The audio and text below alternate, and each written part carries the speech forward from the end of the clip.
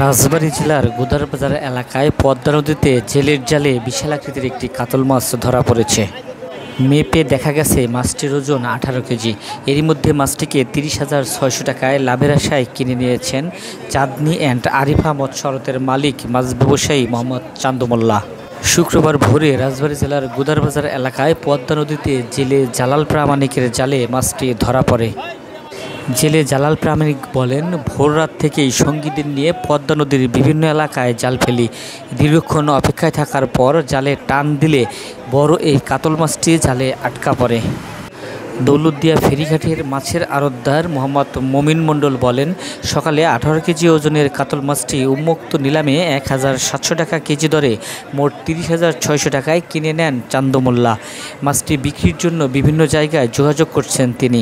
সামান্য লাভ পেলেই মাছটিকে বিক্রি করে দেবেন। তিনি আরও বলেন, পদ্মা নদীর পানি কমে যাওয়ার ফলে এখন মাঝে মধ্যেই এ ধরনের বড় বড় আকৃতির মাছ ধরা পড়ছে।